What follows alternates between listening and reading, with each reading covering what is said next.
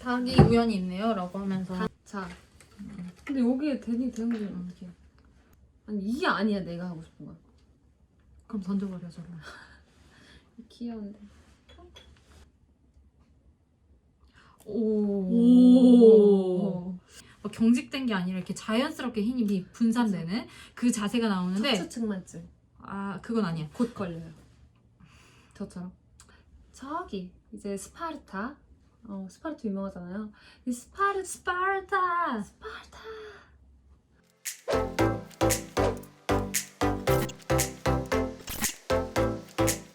안녕하세요. 저는 충안고등학교 미술교사 김혜연입니다. 안녕하세요. 저는 경인고등학교에서 미술을 가르치고 있는 김지민입니다. 혜원쌤 우리 수업 시작하기 전에 나 물어볼 게 있어가지고 요새 노래 뭐 들어요? 요새 저는 90년대 감성에 좀 푹 빠져가지고. 아 뭔지 알겠다. 온라인 탑골공원 이런 거? 맞아요. 요새 그거를 주구장창 듣고 있어요. 여러분도 자주 듣지 않나요? 요새 인기가 되게 많던데. 이런 것처럼 옛날 것들의 감성이 요새 나오는 것들보다 훨씬 더 좋은 경우가 굉장히 많거든요. 우리 미술에서도 그런 경우를 되게 많이 찾아볼 수 있거든요. 그래서 오늘 미술은 언제로 돌아가죠? 지금 탑골공원 정도가 아니라 BC 3만 년? 선사시대로 돌아가나요? 네, 선사시대로 돌아갑니다, 우리. 네. 자, 선사시대라는 말을 한번 보면 뜻을 잘 보면 역사 이전의 시대. 우리가 역사라고 하면 문자로 항상 기술이 되어 있잖아요. 근데 선사시대에는 문자가 없었다는 거지. 그렇다는 의미는 그림이나 조각이나 건축이나 이런 것들, 문자가 아닌 것들로만 우리가 역사를 엿볼 수 있는 시대라는 거죠. 그래서 지금 우리도 미술을 통해서 그 시대 사람들이 어떤 생각을 가지고 어떻게 살았는지 그걸 알아볼 거예요. 자, 그러면 우리가 처음 볼 작품은 빌렌도르프의 비너스라는 작품이에요.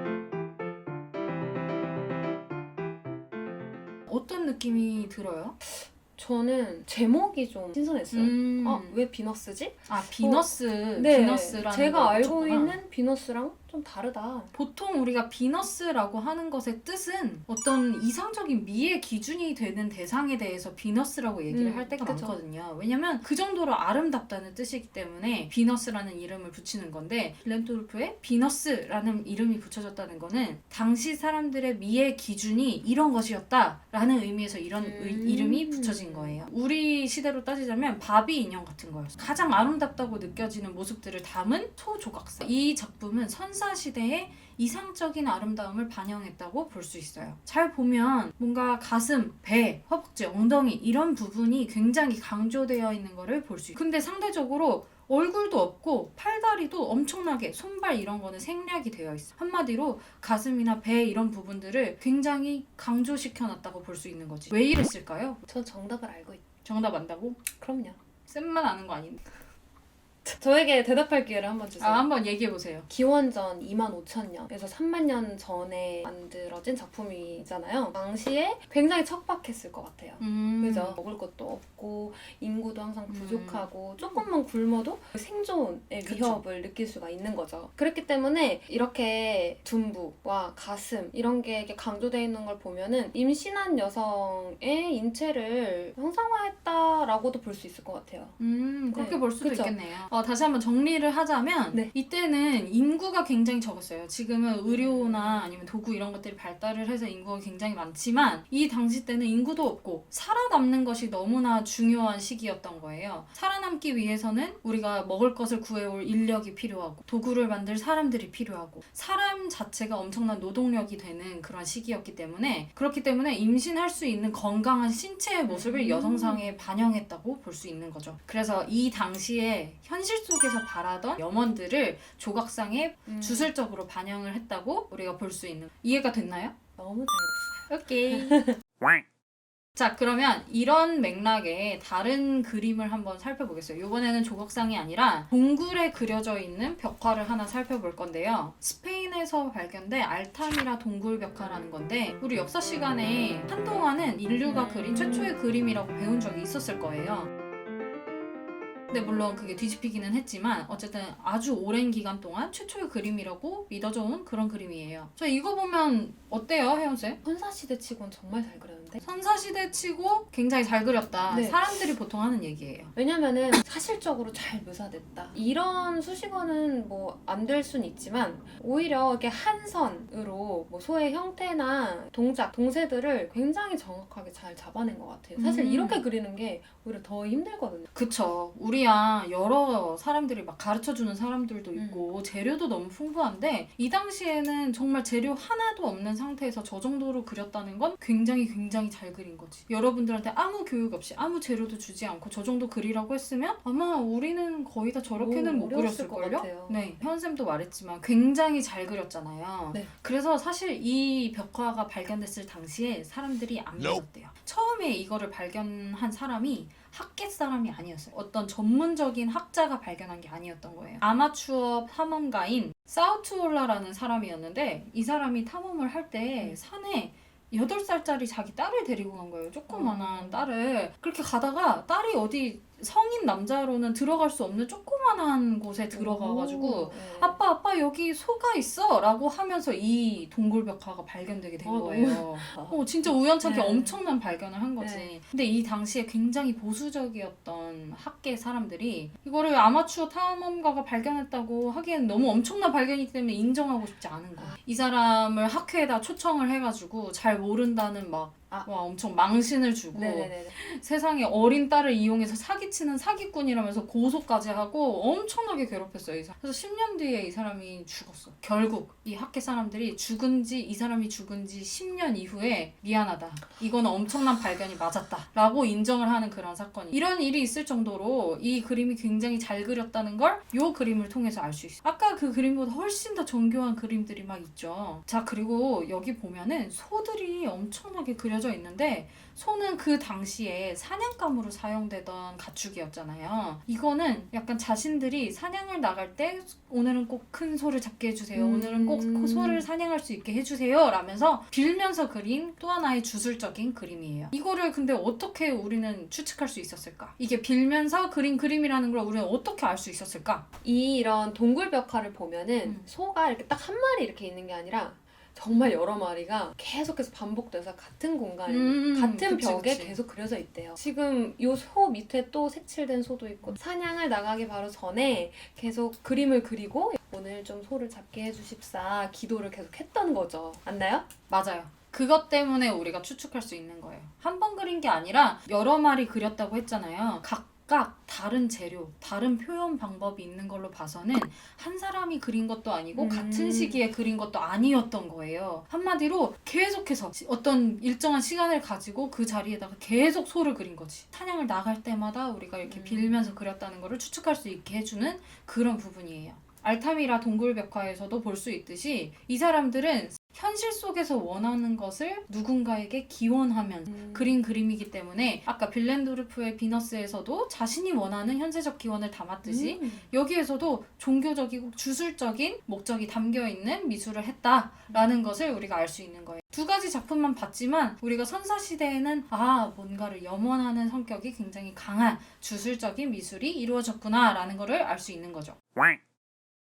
자, 그러면 우리 선사시대를 좀 알아봤는데 그 다음 좀 넘어가야 되지 않을까요? 제가 조금 더 현대에 가까운 기원전 3000년 이집트 미술을 한번 살펴보도록 할게요. 선생님, 이집트 하면 뭐가 떠오르세요? 이집트 하면 떠오르는 거 엄청 많지. 피라미드. 네, 그 다음 아닌가 보다. 그 피라미드 안에 있는 게 또 뭐가 있죠? 투탕카멘, 파라오.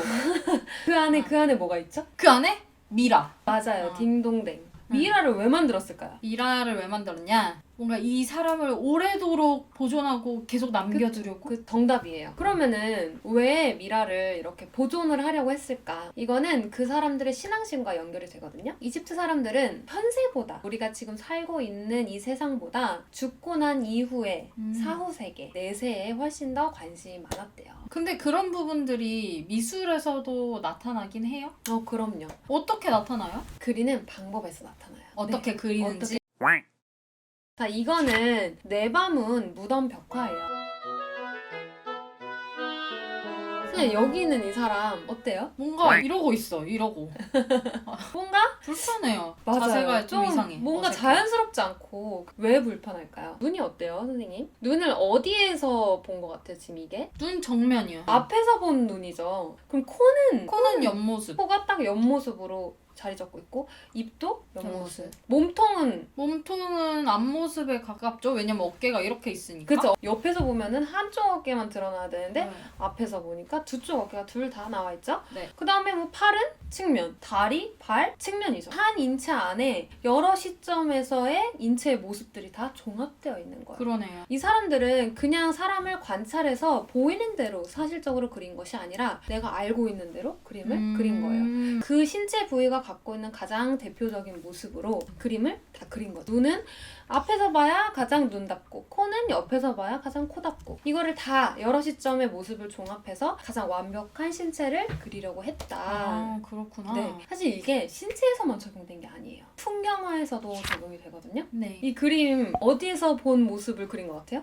약간 드론 띄워놓고 내려다 본 것 같기는 한데요. 그죠. 그렇게 치자면 또 다른 게 아니네. 나무들은 그쵸. 또 누워 있어요. 나무가 위에서 봤으면 네. 어떤 모습이겠어요? 동그라미? 그죠, 동그라미가 보이겠죠. 근데 그냥 이렇게 삼각형 이 풀에 나무 줄기까지 다 보이고 있으니 이거는 옆에서 본 모습이죠. 근데 옆모습을 옆에서 봤다고 쳐봐요. 그러면은 그냥 직선 하나가 이렇게 딱 보이게. 그치만 이거를 위에서 본 모습으로 하니까 직사각형의 모습이 보이는 거죠. 자, 여기에서도 알 수 있듯이 이 하나의 풍경화 안에서도 여러 시점이 종합되어서 나타난다. 이집트 미술의 특징은 종합적이고 다시점. 이 다시점이다. 네. 시점이 여러 개다. 그죠? 다시점이 한 화면에 종합되어 있다. 그렇구나. 종합적이다. 이렇게 얘기를 한답니다. 오케이. 자, 그러면 다음 조각을 한번 살펴볼까요?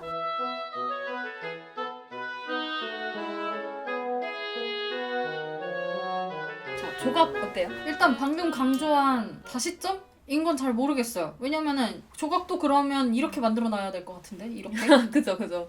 다시점이 아니에요. 조각에서는 정면성이 두드러져요. 아. 옆도 아니고 뒷모습도 아니고 앞모습만 만들었어요. 그 다음에 딱 차렷자세잖아요. 그죠? 이런 부동, 움직이지 않는 이런 멈춰있는 모습. 그 다음에 한 사람을 보세요. 한 사람을 보면은 이렇게 가운데를 기점으로 완벽하게 좌우대칭이. 아, 여기를 이렇게 기점으로? 그쵸. 사람을 이렇게 반을 두고 좌우대칭. 근데 이거 말하니까 그거 생각난다. 원래 이거 찍을 때, 영상 찍을 때 혜원쌤이랑 저랑 자리가 이렇게 바뀌어 있었거든요. 맞아요. 제가 여기 앉았어. 근데 나는 내 왼쪽 모습이 너무 싫은 거야. 왜냐면 이상하게 나오거든. 제 오른쪽 모습이 너무 싫고. 물론 지금도 이상하지만 맞아요. 그게 그나마. 포인트죠. 그나마 낫다는 거지. 그죠, 이게 그죠. 자꾸만 혜원쌤 볼 때 오른쪽이 보이기를 바라면서 자리를 바꿨어요. 왜냐면 이게 왜 그렇다? 우리는 비대칭. 비대칭이다. 좌우대칭에 가까울수록 미남 미녀다. 막 이런 얘기를 제가 들었던 적이 있거든요. 그러면 우리는 완벽한 비대칭인 걸로 하자. 별로 안 예쁘니까. 그죠. 마음 아프네요. 아, 마음 아프다. 이렇게 넘어가. 우리가 정리를 해보면은 지금 회화에서도 그렇고 조각에서도 그렇고 계속해서 완벽한 모습을 추구했잖아요. 그 이유가 뭘까요? 그 이유는 아까 전에 혜원쌤이 말했잖아요. 현세의 삶이 이후에도 쭉 이어질 거라고 생각했잖아요. 그 사람들은 죽음 이후에도 자신의 몸에서 죽음의 순간에 그 빠져나간 영혼이 자신한테 다시 돌아오기 위해서는 본인의 모습이 굉장히 완벽하게 보존되어 있어야 한다고 믿었던 것 같아요. 이 사람들은. 그러니까 흐트러지거나 아니면 늙은 모습 아니면 뭔가 너무 역동적이어서 제대로 된 모습을 알아볼 수 없는 그런 상태가 아니라 완벽하게 누구인지 그 사람의 특징을 잘 살린 형태여야지 완벽하다고 생각을 한 거죠. 그래야 영혼이 자기를 찾아와서 나중의 삶이 자기에게 이어질 거라고 그렇게 생각을 했던 거죠. 맞습니다. 그래서 이집트 미술은 보이는 그대로 그린 것이 아니라 아는 대로 법칙에 따라서 그림을 그렸다. 그리고 조각도 했다. 그런 미술을 관념적 미술이라고 하죠. 아, 관념적 미술. 그러면 아까 전에 우리가 선사시대 때 특징도 뭔가 눈에 보이는 걸 그대로 옮겨오는 게 목적이 아니라 어떤 자신 속에 있는 염원, 기원 이런 것들을 담은 그러면 같은 맥락에서 둘 다 관념적 미술이 이어져 왔다. 이렇게 봐도 무방한 거겠네요. 그렇죠. 그렇구나. 자, 그러면 혜원쌤. 우리 다음 시대에도 이런 경향이 이어져 갈까요, 과연? 다음 시대라면 어느 시대를 말하는 거죠? 조금 더 점프를 해서 몇천 년 점프를 해서 또 한- 몇천 년? 그렇지. 몇천 년. 그래서 한 기원전 6세기에서 4세기까지 갑니다. 바로 그리스 시대. 기대되죠? 자, 그러면 우리 다음 시간에 만나요. 오늘도 수고했어요. 안녕!